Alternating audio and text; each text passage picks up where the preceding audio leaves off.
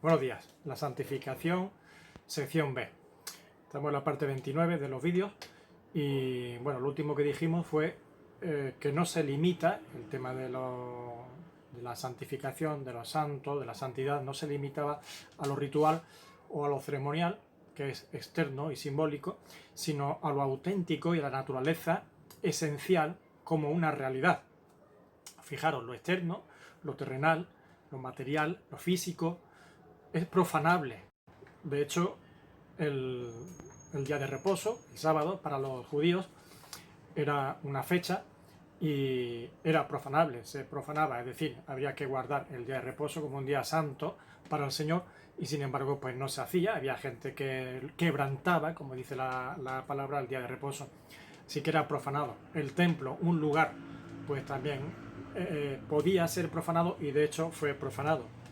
Los utensilios del templo, los cubiertos, las copas, los platos, todo eso fue profanado. Nabucodonosor se caracteriza por haber sido uno de los grandes profanadores del templo, que llevó todos los utensilios y hacía banquetes en su reino, en su palacio, con los utensilios del templo de David, perdón, de Salomón. Entonces, todo eso demuestra que no está sometido ni sujeto al ritual o a lo externo o a lo simbólico la realidad de la santidad, sino que todo eso apunta más bien a la realidad. Todo eso tenía un significado, era una ilustración de lo que realmente es santo, y lo santo, auténticamente santo, en su esencia, no es profanable. Dios no puede ser jamás profanado de ninguna forma. Así que vamos a ver cómo se desarrolla el aspecto que estamos diciendo, externo, físico, respecto al espiritual, al esencial, y cómo va su aplicación. Mirad, el Salmo 93, versículo 5 dice: la santidad conviene a tu casa. Eso es una actitud y una forma de comportamiento que supone, salir de, como estábamos viendo hasta ahora en el tema anterior, salir de un sistema a todos los niveles para entrar a otro sistema, a otro nivel, a otra dimensión, a otra naturaleza, como es el reino santo de Dios. Ahora, la santidad conviene a tu casa, es decir, es necesaria o demandas santidad de tu casa, ¿verdad? Ahora, ¿cuál es la casa de Dios? ¿Es algún edificio hecho de piedra de tipo religioso y que se ha sacramentalizado? Pues ya vimos en otro tema, en otros vídeos, que la casa de Dios es su pueblo y su iglesia, porque Él habita allí, Él habita en los suyos y en la hermosura de su santidad y de la santidad. No hay nada creado por manos humanas y no hay nada creado físico que pueda contener a Dios. Dios trasciende los límites de todo lo creado, espacio y tiempo. Pero ahora mirad lo que dice Isaías, capítulo 57, versículo 15, y dice lo siguiente: porque así dijo el alto y sublime, el que habita la eternidad y cuyo nombre es el Santo.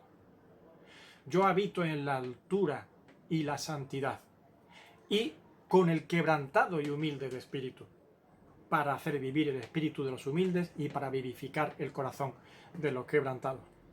Así que evidentemente no es el sueño divino tener un monumento arquitectónico para meterse dentro y pasar ahí todo el resto de sus días. Los pensamientos de Dios y las dimensiones en las que se mueve Dios son muy distintas a lo que pensamos. Y como hemos leído, la misma habitabilidad tiene Dios para la altura y la santidad que un corazón quebrantado y humilde de espíritu. Él habita tanto una dimensión como la otra, un lugar como otro. De modo que debemos ir cambiando el chip de nuestros conceptos y nuestras formas de enfocar esta información que recibimos de la Biblia. Segunda de Corintios, capítulo 6, versículos 16 al 18, dice: porque vosotros sois el templo del Dios viviente. Como Dios dijo, habitaré y andaré entre ellos, y seré su Dios, y ellos serán mi pueblo. Por lo cual, salid de en medio de ellos, del sistema mundanal, de las demás naciones que se mueven apartados de Dios. Salid de en medio de ellos y apartaos, dice el Señor, y no toquéis lo inmundo. Y yo os recibiré y seré a vosotros por Padre, y vosotros me seréis hijos e hijas, dice el Señor Todopoderoso.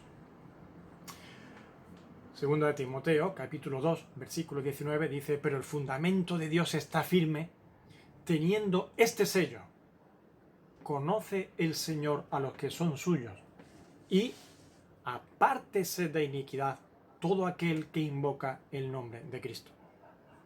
Así que el apóstol Pablo escribe a los Corintios, y también escribe después a Timoteo, en la línea que estamos enseñando que la Biblia muestra acerca de la santidad, que es salir y apartarse.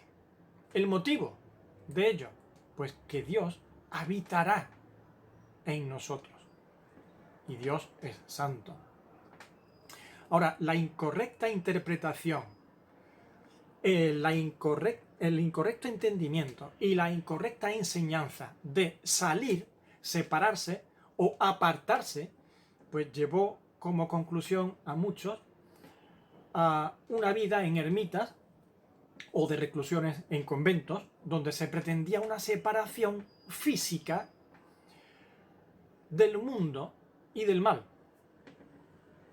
Pero esas medidas externas no solo no son las que señala la Biblia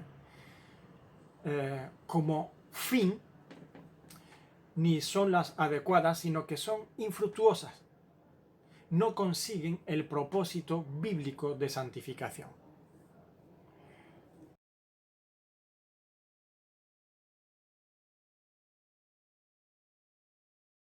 ¿Por qué no consigue el propósito bíblico de santificación? Pues porque el enemigo de Dios, el frente opuesto y contrario a Dios, no está exclusivamente en el exterior nuestro, que lo está, pero también existe, y de forma muy potente y poderosa, en nuestro interior, y se llama pecado. Mateo 15, 1 al 19, nos muestra un pasaje donde el Señor enseña a sus discípulos respecto a este asunto, porque los religiosos de repente fueron y abordaron a Jesucristo recriminando a Jesús de que sus discípulos no guardaban la tradición al comer alimentos, al comer el pan, como dice aquí, oye, comen el pan sin haberse antes lavado las manos.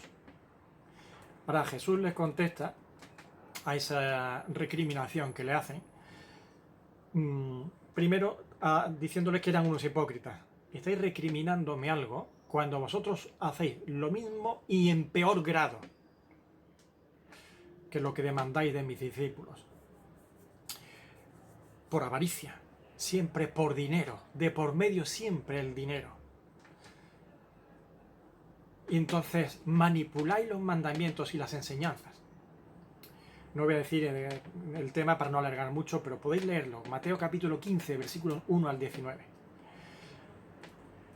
Y ahora les da su enseñanza. Mirad lo que dice. No lo que entra en la boca, recordad que estamos hablando de comer con las manos sucias o sin habérsela lavado antes, no sucias. Seguramente se lavarían, pero a modo higiénico. Los religiosos le están recriminando que no había un lavamiento ritualista de las manos, ¿vale?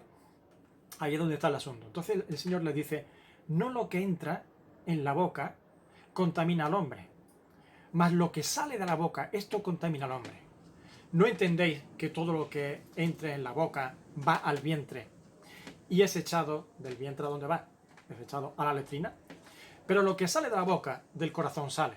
Y esto contamina al hombre.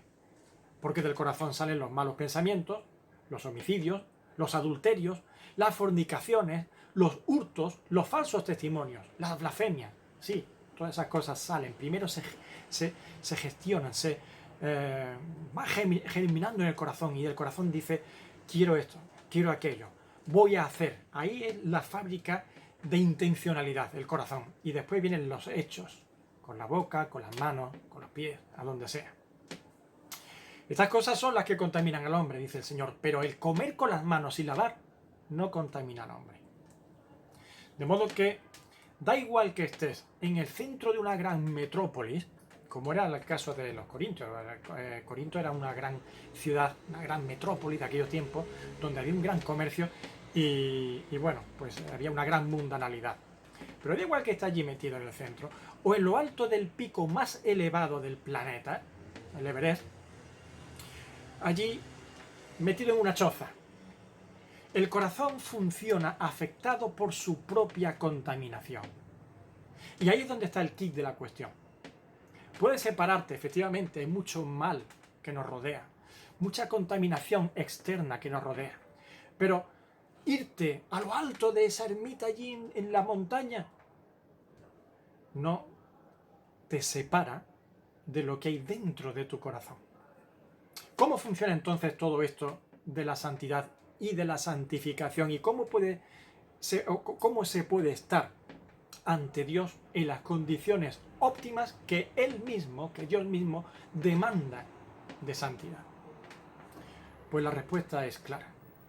Por nuestros propios medios es imposible. Y aquí viene siempre el Evangelio, aparece siempre el Evangelio, entra en primer plano siempre el Evangelio, el mensaje central del Evangelio, el mensaje de la cruz. Siempre hay que recurrir a los pies de la cruz, donde se derrama la fuente de toda gracia de Dios en favor del hombre. Todo lo que es imposible para el hombre, allí, a los pies de la cruz, es hecho una realidad para él. Cosas como la justificación y la santificación, la justicia y la santidad, allí se hacen efectivas para el ser humano. Así que no son santos unos pocos privilegiados en la historia del cristianismo que por ciertos méritos han alcanzado un grado otorgado por el poder religioso de turno. No hay una beatificación que le hace característica a cierta persona por ciertos logros. Son santos todos aquellos que han sido lavados de sus pecados por el único medio para ello, que es la sangre de Cristo. Primera de Corintios, capítulo 6, versículo 11, dice: y esto erais algunos. Hace una lista de todas las cosas que éramos algunos en cuanto a nuestras malas conductas, malos comportamientos, malos caminos. Dice: mas ya habéis sido lavados, ya habéis sido santificados, ya habéis sido justificados en el nombre de Jesús y por el Espíritu de nuestro Dios. Lavados, santificados, justificados a los pies de la cruz en el nombre de Jesús y por el Espíritu de nuestro Dios. Lo que era imposible para nosotros por nuestros propios medios, Dios lo ha hecho posible en la persona de su Hijo. Y ya ha ocurrido. ¿Para quién? Para los que hemos creído en Él, para los que le hemos aceptado. En Hebreos, capítulo 10, versículo 10 dice: somos santificados mediante la ofrenda del cuerpo de Jesucristo, hecha una vez y para siempre. No tiene que venir muchas veces Jesucristo aquí a este mundo y ser sacrificado, sino que una vez y para siempre. Ese sacrificio es suficiente, válido, eficaz, por su propio cuerpo entregado como víctima por nosotros. Y ciertamente, dice ahora el escritor, y ciertamente todo sacerdote está día tras día ministrando y ofreciendo muchas veces los mismos sacrificios. Un cordero, un carnero, etcétera, todas las veces, que nunca pueden quitar los pecados. Pero con una sola ofrenda, Dios hizo perfectos para siempre a los santificados, a los que Dios apartó en su Hijo. La Biblia nos muestra cómo la salvación de Dios mediante el sacrificio de Jesucristo obra en nosotros, por tanto, una transformación espiritual, donde Dios nos ve como justificados, lavados y santificados. Así como ya Dios nos ve. Dios no ve mi fealdad. Dios no ve la pudredumbre del pecado en mí. Dios no ve mi enemistad ya con Él, porque todo eso ya está vencido y solucionado. Ahora Dios me ve limpio, salvo y perfeccionado por la obra de Jesús. Esto es una situación espiritual donde ya, como hemos leído, ya ha ocurrido, ya es una realidad efectuada en el plan eterno de Dios. Y eso se conoce como santidad posicional. Delante de Dios somos ya santificados y por tanto declarados por Él mismo santos, aun cuando mi estado terrenal sigue mostrando la imperfección por la naturaleza carnal que aún hay en mí, mientras esté en este mundo. Pero delante de Dios, yo ya soy visto, tenido, reconocido como santo. Pero así que, a pesar de mi situación de debilidad aquí en la carne, si yo ahora mismo muriese, mi alma y mi espíritu estarían en las condiciones perfectas para estar en la presencia de Dios. No habrá que implorar a Dios después de mi muerte aquí, que yo sea recibido por Él. No habrá que pedir que mi alma sea sacada de ningún lugar, un tema que ya trataremos más adelante, para entrar allá en el cielo.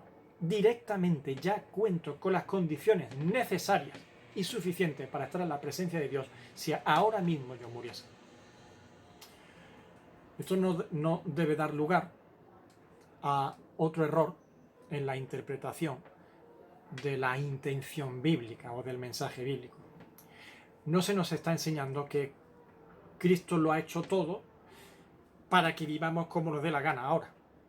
Y ya llegará el día en el que nos lleve al cielo y pasaporte sellado, asegurado, que allí tenemos entrada segura. Es responsabilidad del cristiano andar en el camino de la santificación, es decir, tomar esa parte activa, responsable de la que en el vídeo anterior ya hablamos. Dice Romanos capítulo 6, versículo 22, ahora que habéis sido libertados del pecado y hechos siervos de Dios, tenéis por vuestro fruto la santificación y como fin la vida eterna. Es un fruto, como veíamos en el tema de las obras y la fe. Es una consecuencia.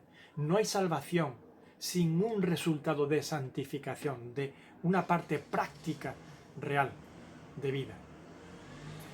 Primera de Corintios, capítulo 1, versículo 1 al 2, dice, Pablo se presenta en su carta a los Corintios y dice, Pablo, llamado a ser apóstol de Jesucristo por la voluntad de Dios, y el hermano Sóstenes, a la iglesia de Dios que está en Corinto, a los santificados en Cristo Jesús, llamados a ser santos, con todos los que en cualquier lugar invocan el nombre de nuestro Señor Jesucristo, Señor de ellos y nuestro. Así que mirad cómo se dirige a los creyentes de la iglesia que está allí en Corinto, a los santificados y llamados a ser santos. ¿Veis? Aquí aparece la santificación personal, la santificación posicional, a los santificados, la posición delante de Dios. Y encontramos a la vez la santificación práctica, llamados a ser santos. Tú eres santificado, pero eres llamado a ser santo, a andar una vida de santidad. Y eso ocurre de forma simultánea en este pasaje, ¿verdad? Santificados y llamados a ser santos. Lo uno lleva a lo otro. La primera, la santificación posicional, la realiza Dios en nosotros. Y es perfecta, y es irrevocable. Eso no hay quien lo eche atrás ni quien lo perjudique. Pero la segunda, llamados a ser santos, es puesta bajo nuestra responsabilidad. Y por ella seremos juzgados como cristianos. Pero no para condenación, porque el que ha sido salvo jamás perderá la salvación que Dios le dio.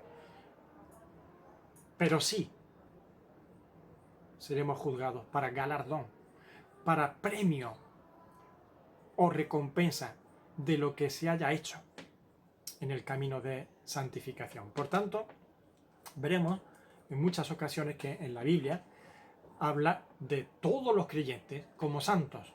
No hay hijo de Dios que no sea santificado por Cristo para Dios, porque la obra de Cristo implica la santificación. No hay salvación sin santificación por parte del Señor, porque la salvación contiene eso, contiene el tomarnos aparte, tomarnos de las tinieblas a la luz, tomarnos del sistema del mundo al reino de los cielos, tomarnos del reino de las tinieblas al reino de Dios.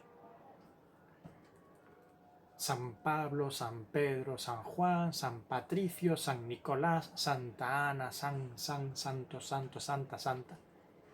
Mirad, no existe ninguna categoría de cristianos dentro del cristianismo con un nivel superior a otros. Todos somos salvos por el mismo Señor, todos somos perdonados, limpiados, redimidos, justificados, santificados por la misma sangre y el mismo sacrificio, y a todos se nos ha dado a beber de una misma fuente que es Cristo. Lo único que hará diferenciación, y la habrá, entre unos creyentes y otros serán los logros y las recompensas que reciban por su servicio fiel al Señor mientras estuvo aquí en la tierra. 1 de Corintios, capítulo 3, versículos 8 al 15, dice: cada uno recibirá su recompensa conforme a su labor. Si permaneciere la obra de alguno, recibirá recompensa. Si la obra de alguno se quemare, él sufrirá pérdida, si bien él mismo será salvo, así como por fuego, es decir, como el que escapa de un incendio, sin llevar sus maletas, su equipaje bien preparado, con muchas cosas para ir a su destino de vacaciones, sino que sale pitando en calzoncillos, o con el camisón o como sea, para no quemarse en el edificio ardiendo. Esa es la diferencia de entrar en el cielo como por fuego. Uy, estás librado por los pelos, porque la salvación no la vas a perder, hemos dicho. Pero es distinto eso a entrar en el cielo con un buen equipaje que has preparado antes aquí en esta tierra para disfrutar de ese lugar, de ese destino tan maravilloso. Mucho mejor que cualquier crucero de este mundo.